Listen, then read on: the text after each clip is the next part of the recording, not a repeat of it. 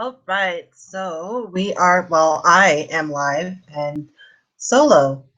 So here we are by myself due to scheduling conflicts, which happens. And, I'm totally cool with that. I was sorry, videoception. I forgot to hit pause on that video.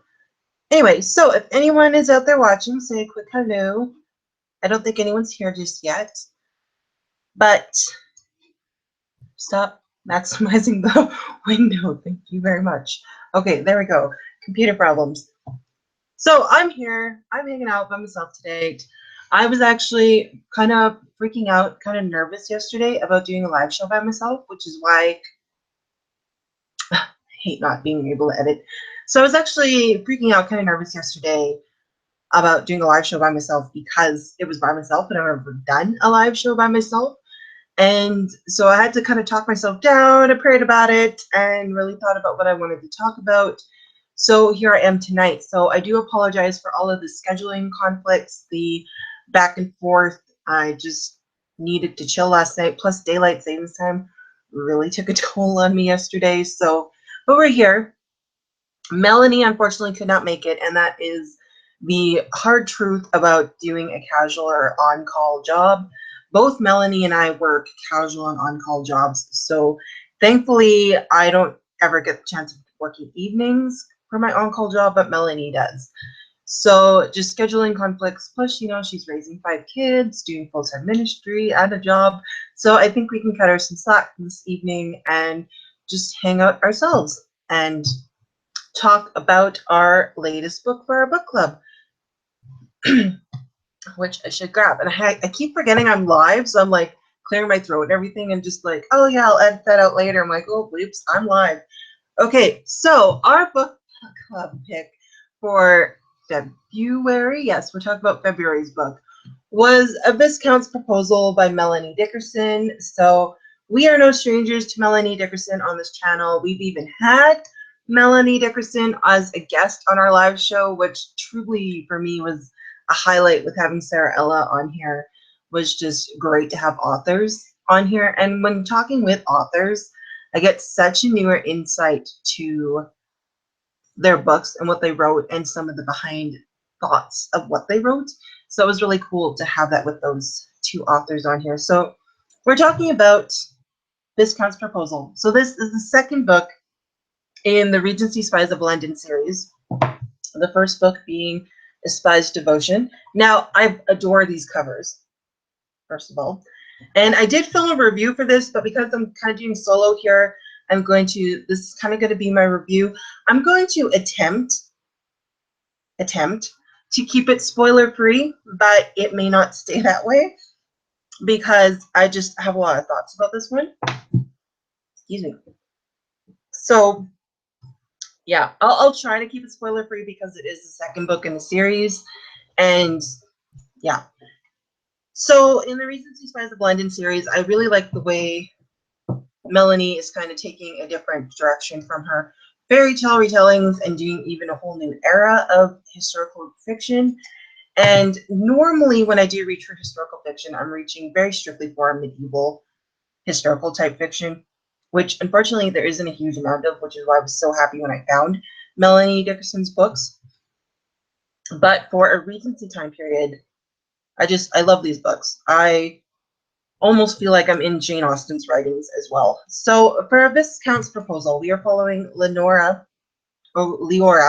as Lindsay from Books for Christian Girls actually asked Melanie Dickerson how to pronounce that, and it is Leora. So thank you, Lindsay, for finding that out for us. And so Leora is the sister of, what's his name? I forgot. Darn it. Nicholas Langdon. So Nicholas Langdon is the male protagonist in the first book, and Leora is his sister.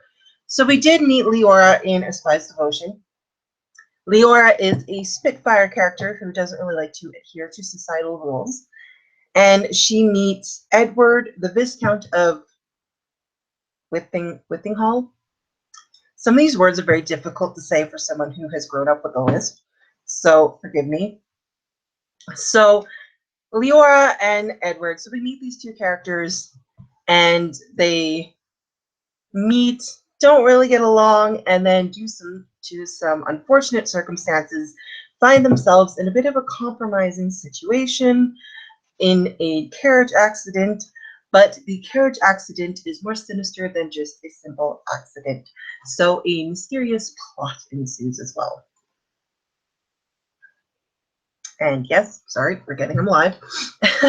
So with Melanie's books, you kind of like, I've sort of, with some of her books, I felt like the plots and the storylines get repetitive, but I find it's her characters that really bring these plots originality and individuality.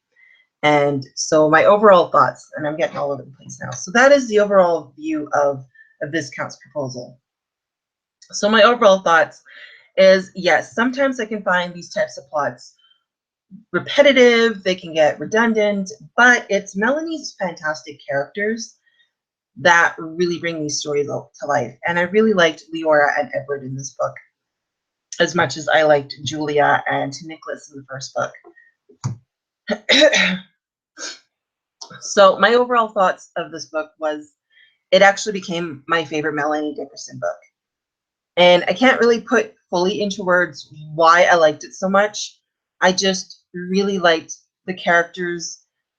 And instantly when I finished this book, I wanted to buy an entire set of Jane Austen's books, but I can't afford them, so I didn't, because I don't really have good copies of Jane Austen that I like to read because I have mass market paperbacks, and I hate mass market paperbacks. So I really wanted instantly to dive into Jane Austen because I love the wit, I love the conversation that these characters have. I just love the buildup of these characters, and that's what just made this story for me. Now, with the plot and the overall storyline, at first I thought it's another mystery. We already know there's going to be a mysterious plot. But I really like the way this one played out because there's a couple elements that I didn't think were going to make an effect into the overall plot that did. And so it did take me by surprise. I really like the way it played out. I like the way the mystery became concluded in the end. And with Melanie's books, because she continues on with different characters, she really concludes these books really well. So you don't feel like you're continuing on this particular story. You're continuing on another character. And that's what I really like about these series is that each book is very satisfyingly concluded. So if you don't read the next book, which I don't know why you wouldn't, you would still be very satisfied with the way this ended. So, and that's just what I'm enjoying about these books. And other than that, I really can't. Like the conversation, the characters, the personalities, just overall really made this enjoyable. I read this book within 2 days. I probably could have read it in 1 day if I didn't have to do adult things like earning a living. I would have read this book in 1 day.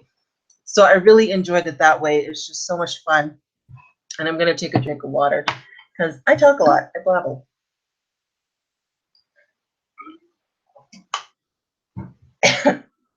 Pardon me. Okay. So overall thoughts, and yeah, really enjoyed it. Became my newest favorite Melanie Dickerson book. Now, we normally go into different aspects of the book and what we liked about them, and Melanie and I take turns, but alas, I'm alone and by myself. And I really miss having that feedback between another person because Melanie has a way of remembering things that I forget about, and I have a way of seeing things Melanie didn't see at first, so it's really fun to bounce things back and forth from each other. So I'm just going to start with the characters because the characters were fantastic. And I liked Leora and I liked Edward. And I liked having Julia and Nicholas in there as well. Even though they play a very small role, it was still really nice to see them in there. And that's the thing with Melanie's books is you could read the next one and not necessarily spoil yourself for the previous one, but you will kind of spoil yourself for the happily ever after of the previous couple, even though most of her couples do end up together in books. So there's still a way that you could spoil. And yeah, like with this one, you don't necessarily have to read A Spy's Devotion, but it helps, especially just to get a more idea of Julia's character because Julia is mentioned and they just kind of assume that you know her character from the first book, the same with Nicholas. So it is good just to introduce yourself to the characters first. by reading the previous book. I really liked Leora, and I vaguely remember her character in A Spy's Devotion because you're so focused on the main storyline. And I do remember really liking Leora and finding her just this really adorable character. And she kind of reminds me of a combination between Catherine from Northanger Abbey and Elizabeth Bennet. So she kind of has that, that self-assurance, that freedom in things, and kind of spitfire. She really doesn't like, really doesn't like adhering to societal rules, and she just likes living her life. And she's very adamant in God is the one that tells her how to live her life, and she follows God's rules and God's laws and scripture and everything. And so she's very adamant on that, but she's also very adamant on not letting society control her life. She's also very adamant on the fact that she will not be in a loveless marriage, because you do get introduced to Nicholas and Leora's parents, or the idea of what they're like in the first book, that they are in a loveless marriage, and Leora says that she will never be in that. She wants a marriage with passion and love, and that is, if she ends up single, then who cares, but she really just wants to be loved for who she is. And in that time, it was kind of odd because people would say, oh, but he's a Viscount.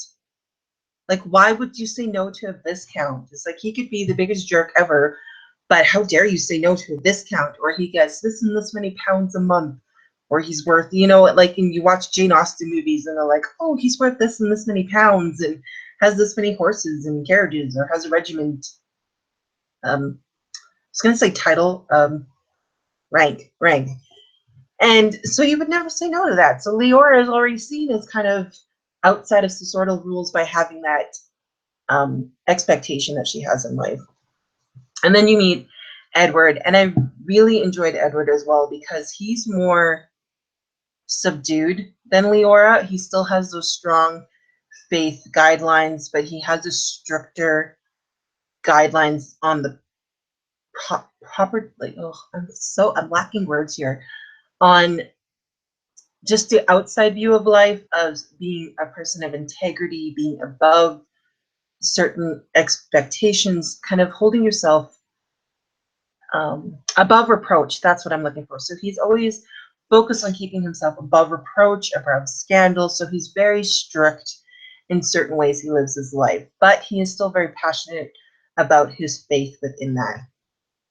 And then, like Leora, he's very passionate about those expectations he has in his life of having the perfect political career, having the perfect wife that matches up, the ideas that he has for a wife that is fitting that political career to help him with that. So he's also very passionate with his expectations of that as well. The other characters I really enjoyed, and Melanie has been doing this, especially with her Thornbeck, which again is a difficult word for me to say. And I think that has a lot to do with my lisp growing up, but I cannot say Thornbeck at all. Like, it's terrible. But in that book series, I fell in love with her side character, Magdalene. She just had this adorable character, adorable personality that just stood out to me, and I just wanted to know Magdalene more. And thankfully, Magdalene is actually our hero in The Noble Servant, which is coming out in May. And same thing happened in this book. I fell in love with Felicity, who was Leora's best friend, and Felicity was just endearing. She's the daughter of a merchant, so she's not as highly ranked or highly sought out in society as Leora. Leora is always trying to push people towards Felicity and not having people turning Felicity down or putting Felicity down because she is the daughter of a merchant. She makes so and so. She's worth so and so much pounds a month, or her dowry is only so much. And they'll see Felicity as pretty, but then once they find out where she stands in life, people kind of look down on her. And Leora is just so against that. Just, no, like, look at my beautiful friend. She's beautiful outside and in. Like, she is a real prize. And Felicity truly was a beautiful character outside and in. And I was just, again, so taken with her integrity, her beauty, the fact that she was so the fun friendship and the banter she had with Leora, like it was just a strong friendship that I almost endured. Like same with the Beautiful Pretender, I almost enjoyed these best friend scenarios better than the romantic situations because of the beautiful personality of these women. So, and I did comment on Melanie's Facebook, and Felicity is going to be our main character. Oh, I keep hitting the table. Sorry. And Felicity is going to be our main character in the next Regency Spies of Clinton series, which I am so excited for. And I just can't wait to see what unique, beautiful, quiet character like Felicity is going to get herself into. So I'm really looking forward to that one. So again, the characters. And from the characters with this plot, so you have a situation that happens, puts Leora and Edward into this compromising situation. And nothing really happens because of A, Edward is severely injured, and B, Leora and Edward both have these really strong integrity for characters. But in that society, being alone that long with the opposite gender puts them in that scandal and in that problem. But then you find out there's a bigger problem in the background. There's a more again, lacking words. There's a more vicious intent behind the original event. So it was really interesting to see how Melanie played that out and all of the different things she connected into that and created a really original character-driven mystery plot. And I'm not a huge fan of mystery. I think Melanie reads way more mystery and thrillers than I do. But I find that when they're historical mysteries, I enjoy them a lot more than modern thrillers. So I really enjoyed this one because there's a lot of elements that I didn't see coming in there that did surprise me, which I really enjoyed. But again, because it was so character driven, I enjoyed it that much more. So yeah, just it was so well done overall with character and plot. And the plot, like with Melanie's writing, I think I enjoy her Regency Spies of London series writing almost more than her Hagenheim or Thornbeck. Like her writing, if you read from Healer's Apprentice onward, like just you really see the growth and development of Melanie's authorship and her writing.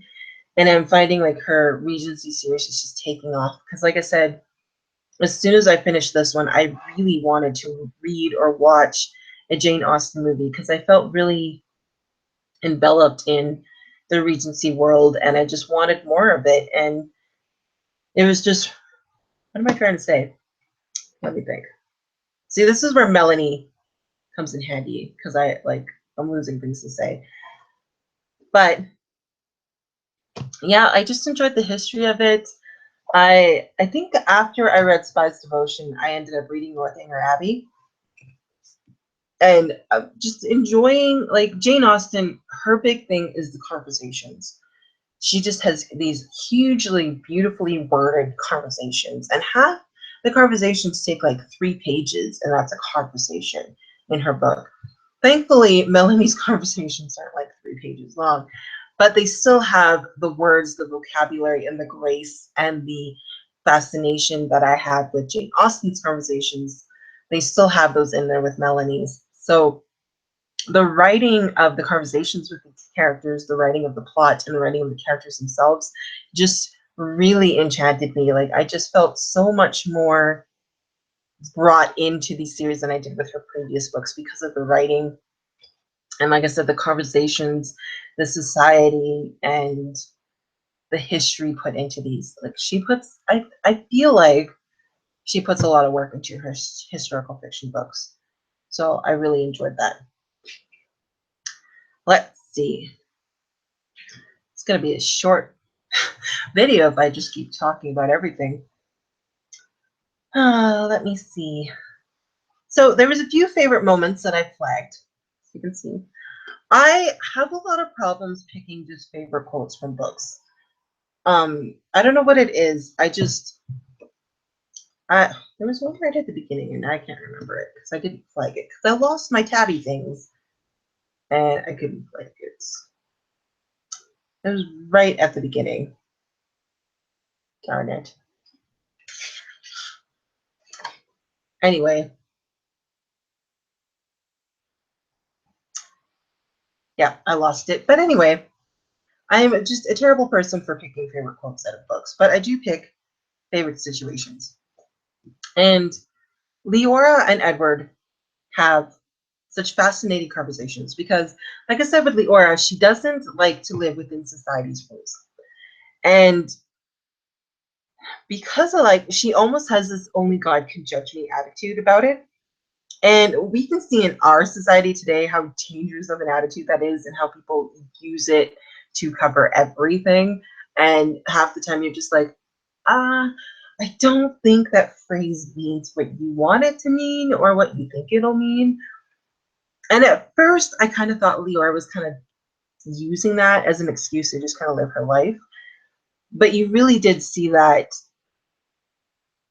she really wanted to live outside of that but stay true to her beliefs and her integrity in that. But there was a fine line between going too far with kind of that attitude of only God can tell me, I only listen to the rules God has laid out for me, or the laws, or just the way of living from the scriptures. And then on the other hand, you have Edward, who is so strict in his ideas of how you are perceiving yourself to society within your faith.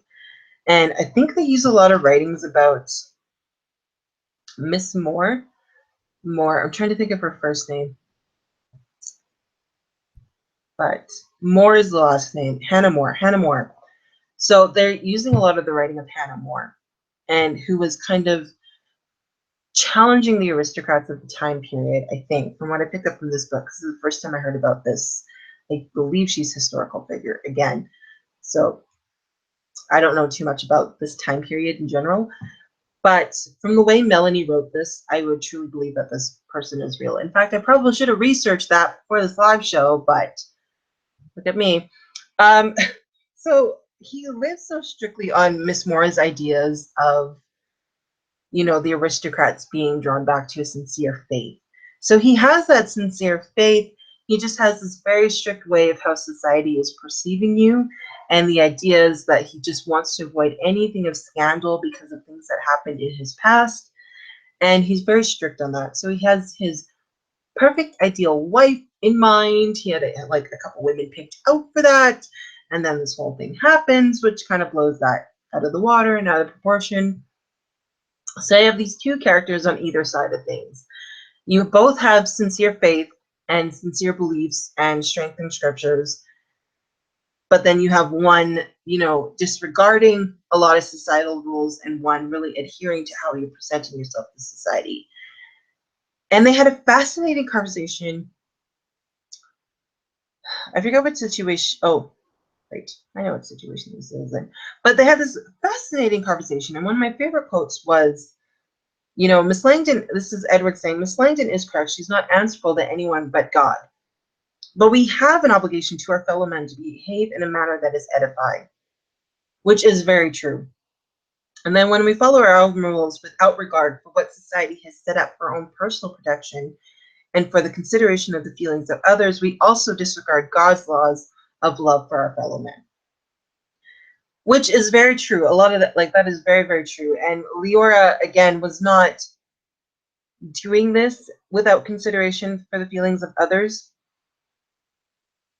But, he was corrected that she had no regard for the rules of society and that it is both ridiculous and see, I read this in my mind and I could say it, but now I can't.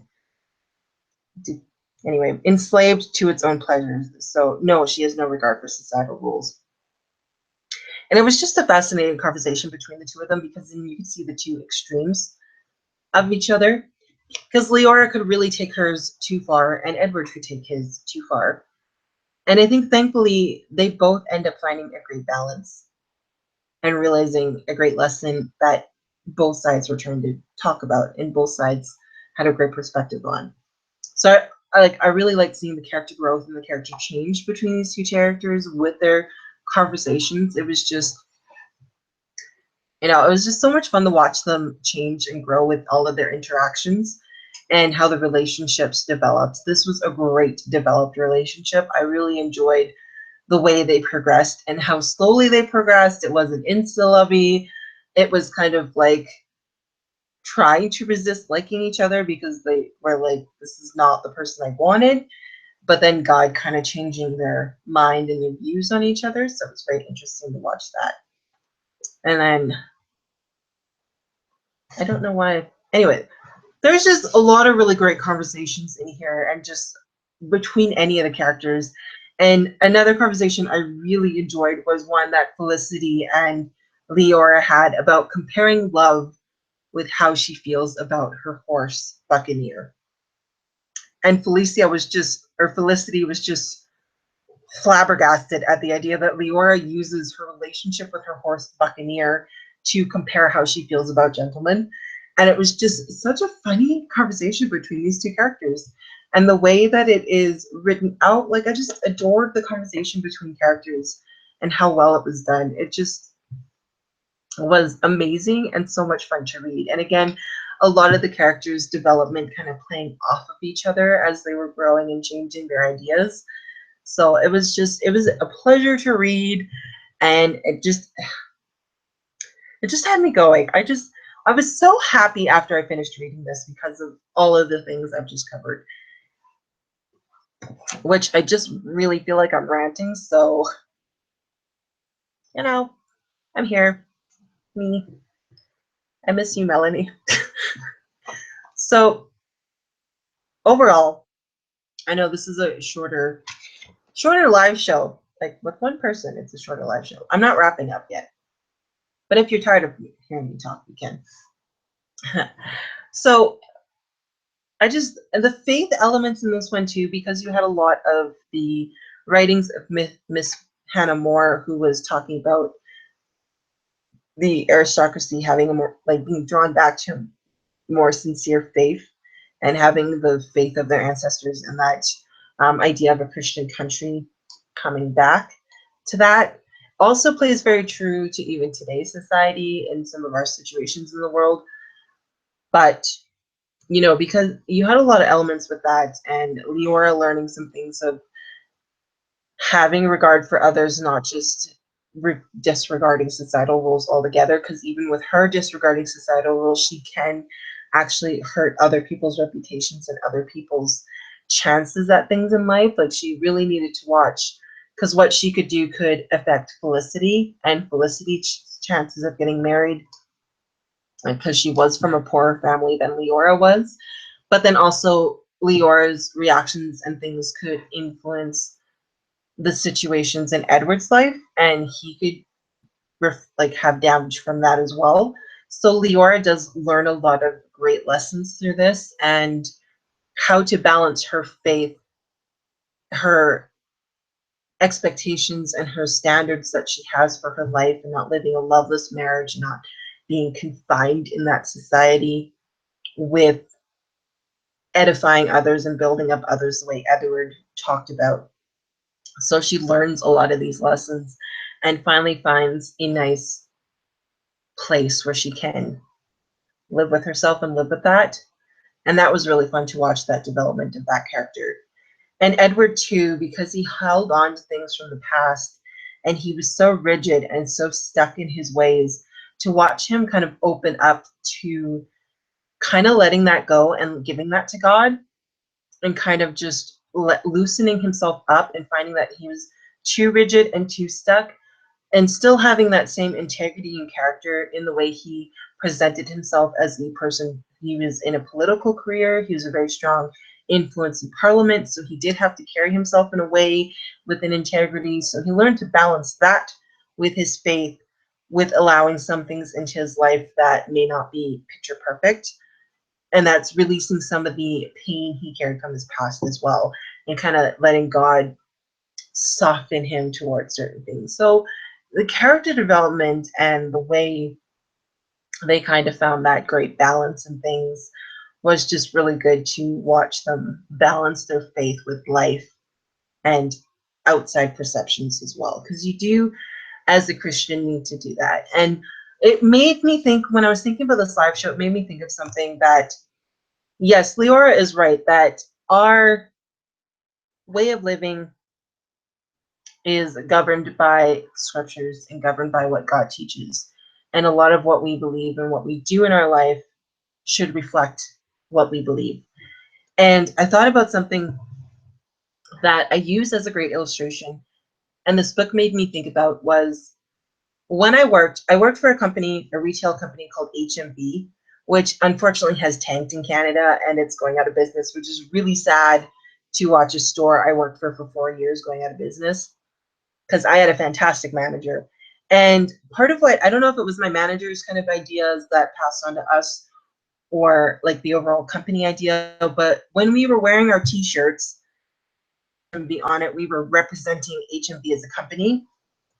And so even if I was on the bus on my way to work wearing my shirt, or in the food court having lunch wearing my shirt, I needed to act in a manner that well represented the company and that didn't reflect poorly on the company, because people could see me being, I don't know, a jerk on the bus by not sharing my seat or leaving food or garbage around the food court, and they would, not want to come shopping where you have poorly and disrespectful employees. And that was something I thought about overall. And I remember one situation where, during Christmas time, they hired a lot of part-time temps. And we got a couple, like, there was always like those really fantastic temps that we were just begging our manager to keep after Christmas, because we just loved working with them. They had a great work ethic and they represented our company well. Then there was a few. We had one young guy who was still wearing his HMV t-shirt. He was standing behind the till, behind the computer. He was off shift, so he wasn't on the payroll at the moment. And a gentleman was asking where he could get a certain cord or a technology piece. And we usually would recommend the technology store in the mall. I think it was the Source, just because we didn't want to make people travel all over town. So we we're like, oh, you should try the Source. We were good with passing on business. If we didn't have it, we would help people find it. And that was a great thing to come to. And like, we weren't forcing people to keep our money here. We were wanting to help them sincerely. But this young guy started putting down the Source. He started bashing them. And I was just like, shh, stop. And one of my coworkers saw me like behind the customer, like, oh my gosh, please stop talking. And he just kind of put his hand on the guy's shoulders, like, stop. And I continued to recommend the Source to this customer. And it was an example of representing what you stand for as a company. And same with Christians. Like I had the name HMV on my shirt. We as Christians bear the name of Christ. And so when we're out in the world, we do have, I guess, societal rules or societal expectations with that name that people do kind of expect us to act like. And I think Leora and Edward both kind of learned this and find a balance within that. And that was a really interesting illustration I thought of. And I thought, this book reminded me of that. And it was just like, as a Christian, when you go out into the world, there are expectations of you, of how you act in society. Some aren't the best of expectations, some are very false expectations, but you are still to act in a manner that shows integrity and represents Christ and who you are representing with that name attached to you.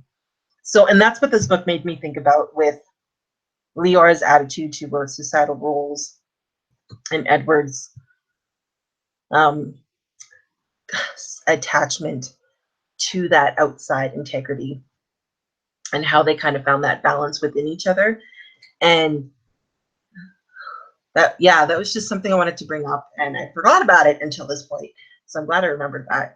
So it was really cool to kind of have that illustration, that idea that I had thought about a while ago, be brought back within a piece of fictional literature. And that's what I like about Melanie's writings, is she has great faith elements. They're not preachy. They don't overtake the story. they also aren't just subtly thrown in there because, oh, well, it's under the title Christian fiction, so I should throw something that's, you know, Jesus or God related in there. But they're so well interwoven within her characters and within her characters and characteristics that they make you think about some things. And Leora and Edward did make me think about how we do represent ourselves in society, and our obedience to God comes before our obedience to society. But as Christians, we are still called to obey societal rules. And it was just, yeah, it was interesting because you could go to either extreme with both Leora or Edward, and they found that perfect. Not perfect. I mean, they're still learning, but they found that nice little groove to get into with each other and with their growth individually, and then they came together that way. So yeah, it made you think, and I really like Melanie's books for that. I really like her characters and what her characters grow through. I mean, sorry, her characters and what her characters go through are just, sometimes they really resonate with me. I mean, not all the time, not every character is going to resonate with me, but there's just always something I can pull out of there that I just can apply to my life and can really enjoy. And that's what I love about reading too, is even when I'm reading just regular fiction, I can pull something out for characters, and it kind of makes me think and reflect on my life. And Melanie's books have definitely done that. So I don't know what else I want to say about this. Like, it was such a lighthearted read. It was such a fun read. And just, like I said, incredible characters. And even almost had a bit of a Beauty and the Beast element, or like a seeing beyond the outside. And I think Melanie mentioned that. Melanie, my co-host, or lack of co-host, my Melanie mentioned that in her wrap-up. She did a wrap-up. Her channel's linked down below, so you guys should go check out her wrap-up. She did mention that it's kind of looking beyond outside appearances and your first impressions of people and really getting to know people, which is very similar to the story of Beauty and the Beast. And so it even had a bit of those elements within it. And I just love her characters in those situations. Like The Beautiful Pretender and The Merchant's Daughter are a couple of my other favorite books of hers, just because I do like those situations where the love interests don't really like each other from the beginning. Because you never really know until you just truly get to know the heart of somebody. And that's what this book was for me. And I just adored it. And I'm so excited for the third book because it is going to have Felicity in it. And I'm just so excited to see what is going to happen for Felicity. And same thing with The Noble Servant and having Magdalene. Her side characters are just so well developed. And I love a good side character, especially one that I can fall in love with, and then we continue on her story, which makes me so excited for the third book, because we're going to have a merchant's daughter who you can already tell in this book isn't really sought after. She's gorgeous. People notice her beauty right away, but once they find out where she's attached to in society, they don't want anything to do with her. And so you're already feeling for her in that. So I'm excited to see what kind of spying and espionage situation she's going to put dear sweet Felicity in. It's going to be interesting. So yeah, overall, I would say that the Regency Spies of London series is my favorite so far. And that's really saying something, because I just adore Melanie's books. So yeah, so another Melanie Dickerson book down. I gave it a 5-star rating. I believe Melanie gave it a 5-star rating. I would have to double check on that, but she probably did, because from the talk and discussions that we've had together, she also loved this book. And it was just my favorite book so far. I think it's the conversations that these characters had. Fun. I adored it. It's so much more fun. So yeah, looking forward to the third book. And I hope I kept that relatively spoiler free. So excuse me. So I hope I didn't spoil anything main for you guys if you haven't read the books yet.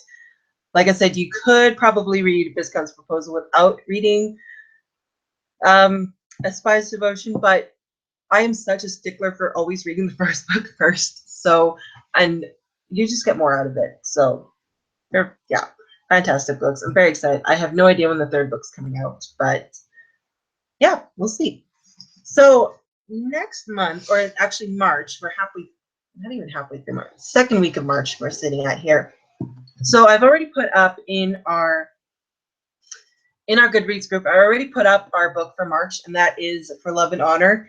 And I was hoping to have it for you guys today. I was hoping to get it in the mail and actually do a live unboxing for you guys, because you know I never do unboxings on my channel because I have no willpower to wait until I film. So I thought if I get it today, I can do a live unboxing for you guys. Not on Instagram, a live unboxing. But alas, it is not coming. Not today. Or it is still coming and it didn't come today. So I actually got this pre-ordered for my birthday from my friend Bree from Bree's Books. Actually pre-ordered For Love and Honor for my birthday, which was so lovely. I'm very, very grateful for that. I was so happy when she told me. She wanted to tell me because she didn't want me to buy it, and she had pre-ordered it. And unfortunately, because she ordered it from Amazon.com, it has different shipping times than Amazon.ca. So it's like 2 weeks past release day. She said it was coming, so still waiting for that. But For Love and Honor is the third book in the Uncertain Choice trilogy by Jody Hedlund. I would say this is for older teen. At first I thought maybe not, and then Melanie mentioned that in the second book, A Daring Sacrifice, that it got a little more than PG-13. And I was skimming through the third book again before the live, or the second book before the live show, and I was kind of thinking, yeah, they need to get a room or something. But so I would say for older teen, definitely, but they're also super small books. So the first book, in Uncertain Choice, I think is 250 pages, and the second book is 220 pages, and they're fast reads. And what they're about is, originally there is Lady Rosemary, and she has to find a suitor before she's 18 or 17, 18 I think. And so she has the choice between 3 men and has to pick one, or else she ends up joining a convent and her lands get forfeited to something. I can't remember. Anyway, it was a vow that her parents made when she was young. So after the end of the situation, of course, she picks her guy, and then the next guy shows up. One of the guys that didn't get picked shows up in A Daring Sacrifice. And then For Love and Honor, which I wish I could put a picture here, but it's a live video. The third guy who didn't get picked is the main guy character. So it's like a waterfalling of characters. And I'm really interested to see how it ends, because in each epilogue of the books, it kind of gives you not the huge plot twist or the huge focal point of the next book, but it gives you that something very bad has happened and they need help. So then each knight has to leave to go save the other knight because something has happened. And so you kind of get an idea of the situation of what's going to happen in the next book by the epilogue of each book. So I thought that was fascinating. So that is our book for March. If you guys have been reading it and enjoying it, we have a discussion page, or discussion in our Goodreads group that you guys can make comments on and talk about there as well. Now, so it is getting more and more difficult to find Christian YA to pick for our books.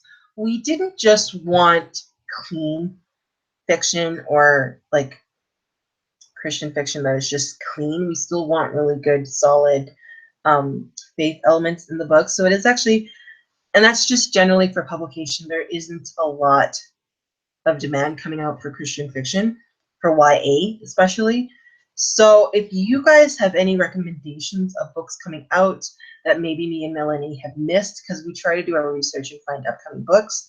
So if you guys have any suggestions, or maybe older books that you want, like that aren't brand new, that you guys still want to talk about, we do have a recommendations discussion going on in the Goodreads group. You guys can make recommendations, and then we'll kind of go over them and maybe do a poll or a vote on what we want to do.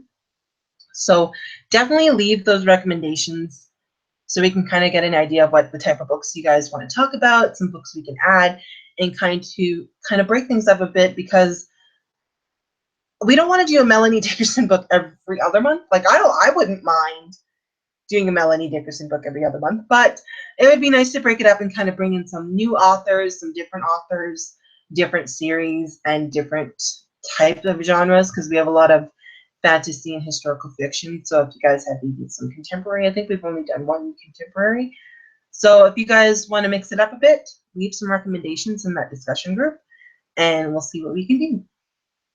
So March is for Love and Honor. I am very excited about this book. The main character's name is Sabine, which, fun fact, is my mom's name, and I'm so excited to see multiple. I've seen 2 characters now with the name Sabine, and so it's becoming a popular name again. So it is a beautiful name. I'm not biased, but it is a beautiful name. So very excited for this book. It sounds fascinating, and I'm looking forward to the conclusion of the Insert and Choice trilogy. So I think that about wraps it up for me. There's only so much I can say, and just chilling out by myself here. So yeah, if you guys have any comments you want to talk about once the live show is finished and the comment section's open, feel free to leave those comments below. Melanie will be joining us in the comment section afterwards when she can. I'll leave comments if I can afterwards as well. So yeah, as always, guys, it's been a pleasure. I love gushing about books with you guys. We love gushing about books with you guys. So we'll try to keep you as informed as we can with the next live show. Again, scheduling is very difficult. We got a lot on our plates. I mean, Melanie's raising 5 kids who are adorable. By the way, after a live show, all these little faces kind of, as soon as we click stop broadcast, all these little faces kind of come onto the webcam, and I've met Melanie's adorable children. So, there's a lot on your plate. So we're trying to keep this as regularly scheduled as we can for you guys. So yeah, that wraps it up for me. I've said that 3 times now. So I hope to see you guys for our next live show. Like I said, I will announce it. Hope to see some conversation in our Goodreads group. The link is down below for that, as well as for Melanie's channel and all of my social media. I keep hitting the table. So all of our social media is located down below. So you guys can check us out everywhere and come and let's be friends. Let's be book friends. Okay, guys, so that wraps it up for me. Again, I said it 4th time. So as always, guys, thank you so much for watching. Thank you guys for stopping by. I'll see you next time. Bye.